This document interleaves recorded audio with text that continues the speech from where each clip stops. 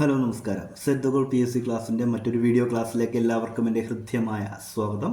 ഇന്ന് നമ്മൾ പഠിക്കാൻ പോകുന്ന പാർലമെൻറ്റിലെ പ്രധാനപ്പെട്ട 3 കമ്മിറ്റികളെ കുറിച്ചാണ്. അതായത് പാർലമെൻറ്റിലെ പ്രധാനപ്പെട്ട 3 കമ്മിറ്റികൾ, അവ ഏതൊക്കെയാണ്, അവരുടെ പ്രവർത്തനം എന്തൊക്കെയാണ്, അങ്ങനെ തുടങ്ങിയ കാര്യങ്ങളാണ്. ഇത് വളരെ ഇമ്പോർട്ടൻ്റ് ആയിട്ടുള്ള ഇന്ത്യൻ ഭരണഘടനാ ഭാഗത്തു നിന്നുള്ള ചോദ്യങ്ങളാണ്. അതായത് ഇന്ത്യൻ പാർലമെൻറ്റിൽ പ്രധാനമായും 3 കമ്മിറ്റികളാണുള്ളത്. ഏതൊക്കെയാണ്? എസ്റ്റിമേറ്റ് കമ്മിറ്റി, അതേപോലെ public accounts committee, committee on public undertaking എന്നിങ്ങനെ 3 കമ്മിറ്റികളാണ് ഇന്ത്യൻ പാർലമെന്റിലുള്ളത്. ഇതിൽ ഒന്നാമത്തെ കമ്മിറ്റിയാണ് എസ്റ്റിമേറ്റ് കമ്മിറ്റി. എന്താണ് എസ്റ്റിമേറ്റ് കമ്മിറ്റി? എസ്റ്റിമേറ്റ് കമ്മിറ്റി എന്ന് വെച്ചാൽ പൂർണ്ണമായും ലോക്സഭാ മെമ്പർമാർ അംഗങ്ങൾ മാത്രം അടങ്ങിയിട്ടുള്ള ഒരു കമ്മിറ്റിയാണ് എസ്റ്റിമേറ്റ് കമ്മിറ്റി. അതേപോലെ ഈ കമ്മിറ്റികളുടെ ചെയർമാൻമാരെല്ലാം, ഈ 3 കമ്മിറ്റികളുടെയും ചെയർമാൻമാരെ നിയമിക്കുന്നത് ആരാണ്? ലോക്സഭാ സ്പീക്കർ. അപ്പോൾ ലോക്സഭാ സ്പീക്കർ നിയമിക്കുന്ന ചെയർമാൻമാരാണ് ഈ 3 കമ്മിറ്റികൾക്കും ഉള്ളത്.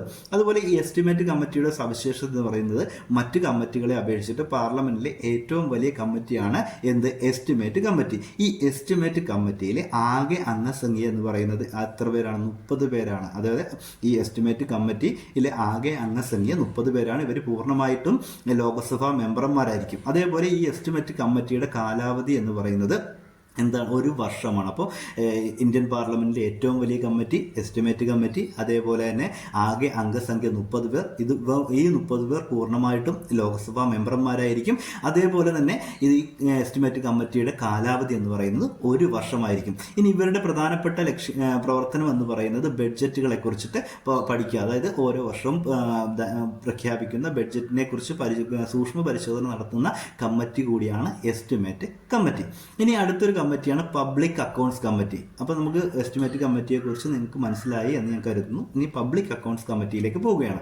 ഈ പബ്ലിക് അക്കൗണ്ട്സ് കമ്മിറ്റിയിലെ ആകെ അംഗസംഖ്യ 22 പേരാണ്. അപ്പോൾ പബ്ലിക് അക്കൗണ്ട്സ് കമ്മിറ്റിയിലെ ആകെ അംഗസംഖ്യ എന്ന് പറയുന്നത് 22 പേരാണ്. ഇതിന്റെ ചെയർമാൻ പ്രതിപക്ഷത്തു നിന്നായിരിക്കും. അപ്പോൾ പ്രതിപക്ഷ നേതാക്കന്മാരിൽ ഒരാളായിരിക്കും ഇതിന്റെ ചെയർമാനായിട്ട് വരുന്നത്, ഇതിന്റെ പബ്ലിക് അക്കൗണ്ട്സ് കമ്മിറ്റി. അപ്പോൾ എസ്റ്റിമേറ്റ് കമ്മിറ്റിയിൽ നിന്നുള്ള വ്യത്യാസം എന്ന് പറയുന്നത് പബ്ലിക് അക്കൗണ്ട്സ് കമ്മിറ്റിയുടെ ചെയർമാനായിട്ട് വരുന്നത് ആരായിരിക്കും? പ്രതിപക്ഷ നിരയിൽ നിന്നായിരിക്കും.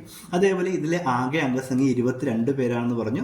എന്നാൽ എസ്റ്റിമേറ്റ് കമ്മിറ്റിയിൽ ആകെ അംഗസംഖ്യ 30 പേരായിരുന്നു. ഇനി എസ്റ്റിമേറ്റ് കമ്മിറ്റിയിലെ പൂർണ്ണമായും അംഗങ്ങൾ എവിടെ നിന്നുള്ളവരാണ്? ലോക്സഭാ മെമ്പർമാരാണെങ്കിൽ. എന്നാൽ പബ്ലിക് അക്കൗണ്ട്സ് കമ്മിറ്റിയിലെ അംഗങ്ങൾ പൂർണ്ണമായും ലോക്സഭാ മെമ്പർമാരായിരിക്കില്ല. ഈ 22 പേരിൽ 15 പേർ മാത്രമായിരിക്കും ലോക്സഭാ മെമ്പർമാരായിട്ട് വരുന്നത്. ബാക്കി 7 പേരും രാജ്യസഭയിൽ നിന്നായിരിക്കും. അപ്പോൾ ലോക്സഭയിൽ നിന്ന് 15 പേരും രാജ്യസഭയിൽ നിന്ന് 7 പേരും അടങ്ങിയ 22 അംഗ കമ്മിറ്റിയാണ് പബ്ലിക് അക്കൗണ്ട്സ് കമ്മിറ്റി എന്ന് പറയുന്നത്. ഈ public accounts committee postmortem committee എന്നറിയപ്പെടുന്നു. അപ്പോൾ പബ്ലിക് അക്കൗണ്ട്സ് കമ്മിറ്റി ഏത് പേരിൽ അറിയപ്പെടുന്നു? പോസ്റ്റ്മോർട്ടം കമ്മിറ്റി എന്നൊരു പേരും ഇതിനുണ്ട്. അതുപോലെ ഈ പബ്ലിക് അക്കൗണ്ട്സ് കമ്മിറ്റിയുടെ കണ്ണും കാതും എന്നൊരു സ്ഥാപനം ഇന്ത്യൻ സ്ഥാപനമുണ്ട്. അത് ഏതാണ്? ആ ഇൻസ്റ്റിറ്റ്യൂഷൻ എന്ന് പറയുന്നത് CAG ആണ്. അതായത് controller and auditor general of India. ഇന്ത്യയുടെ controller and auditor general of India എന്തായിട്ട് അറിയപ്പെടുന്നു? പബ്ലിക് അക്കൗണ്ട്സ് കമ്മിറ്റിയുടെ കണ്ണും കാതും എന്ന് അറിയപ്പെടുന്നു. അതായത് കൺട്രോളർ ആൻഡ് ഓഡിറ്റർ ജനറലിന്റെ റിപ്പോർട്ടിന്റെ അടിസ്ഥാനത്തിലായിരിക്കും ഇവരുടെ പ്രവർത്തനം. അതായത് പബ്ലിക് അക്കൗണ്ട്സ് കമ്മിറ്റിയുടെ പ്രധാനപ്പെട്ട പരിശോധന നടക്കുന്ന പൊതുമുതലിന്റെ ദുർവിനിയോഗത്തെക്കുറിച്ച് പരിശോധിക്കുന്ന വിശദമായ സൂക്ഷ്മ പരിശോധന നടത്തുന്ന കമ്മിറ്റിയാണ് പബ്ലിക് അക്കൗണ്ട്സ് കമ്മിറ്റി. ഈ പബ്ലിക് അക്കൗണ്ട്സ് കമ്മിറ്റി ഇതുമായിട്ട് ബന്ധപ്പെട്ട റിപ്പോർട്ടുകൾ ലഭിക്കുന്നത് എവിടുന്നാണ്? Controller and auditor general of ഇന്ത്യയുടെ കണക്കുകൾ പരിശോധിച്ചിട്ടാണ് അവർ ഇത് പരിശോധിക്കുന്നത്. അതുകൊണ്ടാണ് കൺട്രോളർ ആൻഡ് ഓഡിറ്റർ ജനറലിനെ അഥവാ CAGയെ പബ്ലിക് അക്കൗണ്ട്സ് കമ്മിറ്റിയുടെ കണ്ണും കാതും എന്ന് വിശേഷിപ്പിക്കുന്നത്. ഇനി മൂന്നാമത്തെ കമ്മിറ്റിയാണ് കമ്മിറ്റി ഓൺ പബ്ലിക് അണ്ടർടേക്കിംഗ്. എന്താണ് കമ്മിറ്റി ഓൺ പബ്ലിക് അണ്ടർടേക്കിംഗ്? അതായത് പൊതുമേഖലാ സ്ഥാപനങ്ങളുടെ കണക്കും റിപ്പോർട്ടും വിശദമായി പരിശോധിക്കുന്നത് ഏതാണ്? കമ്മിറ്റി ഓൺ പബ്ലിക് അണ്ടർടേക്കിംഗ് എന്ന പാർലമെന്ററി കമ്മിറ്റിയാണ്. അവർക്കാണ് അതിനുള്ള അവകാശം. ഈ കമ്മിറ്റിയിലും ആകെ 22 അംഗങ്ങളാണ്. അത് പബ്ലിക് അക്കൗണ്ട്സ് കമ്മിറ്റിയിലുള്ള അംഗങ്ങളുടെ അതേ എണ്ണം തന്നെ കമ്മിറ്റി ഓൺ പബ്ലിക് അണ്ടർടേക്കിംഗ് എന്ന ഈ പാർലമെന്ററി കമ്മിറ്റിയിലും ഉണ്ട്. ഇതിലും 15 ലോക്സഭാ മെമ്പർമാരും 7 രാജ്യസഭാ മെമ്പർമാരും അടങ്ങിയിട്ടുള്ള ഒരു കമ്മിറ്റിയാണ് പബ്ലിക് ഓൺ അണ്ടർടേക്കിംഗ് കമ്മിറ്റി. അപ്പോൾ മനസ്സിലാക്കുക, എസ്റ്റിമേറ്റ് കമ്മിറ്റിയിൽ 30 പേരുണ്ട്. അവരിൽ 30 പേര് ലോക്സഭയിൽ നിന്നാണെന്ന് മനസ്സിലാക്കുക. എന്നാൽ പബ്ലിക് അക്കൗണ്ട്സ് കമ്മിറ്റിയിൽ ആകെയുള്ളത് 22 പേര്. അതുപോലെ കമ്മിറ്റി ഓൺ പബ്ലിക് അണ്ടർടേക്കിംഗ് ആകെയുള്ളത് 22 പേർ. ഈ 22 പേരിൽ 15 പേർ ലോക്സഭയിൽ നിന്നും 7 പേർ എവിടെ നിന്നാണ്? 7 പേർ രാജ്യസഭയിൽ നിന്നുമാണെന്ന് മനസ്സിലാക്കുക. അതുപോലെ മനസ്സിലാക്കേണ്ടത് പബ്ലിക് അക്കൗണ്ട്സ് കമ്മിറ്റി ഒരു തവണ കൂടണമെങ്കിൽ കുറഞ്ഞത് 4 മെമ്പർമാരെങ്കിലും പങ്കെടുത്തിരിക്കണം എന്നും ഒരു നിയമമുണ്ട്. അപ്പോൾ പബ്ലിക് അക്കൗണ്ട്സ് കമ്മിറ്റി കൂടണമെങ്കിൽ മിനിമം 4 മെമ്പർമാരെങ്കിലും ഉണ്ടായിരിക്കണം. അതുപോലെ committee on public undertaking committee 1964 രൂപീകൃതമായത്. അപ്പോൾ പബ്ലിക് ഓൺ അണ്ടർടേക്കിംഗ് കമ്മിറ്റി രൂപീകൃതമായ വർഷം ഏത് എന്ന് ചോദിച്ചാൽ 1964. ഇവരുടെ പ്രവർത്തനം എന്താണ്? പൊതുമേഖലാ സ്ഥാപനങ്ങളുടെ കണക്കും റിപ്പോർട്ടും വിശദമായ സൂക്ഷ്മ പരിശോധനയ്ക്ക്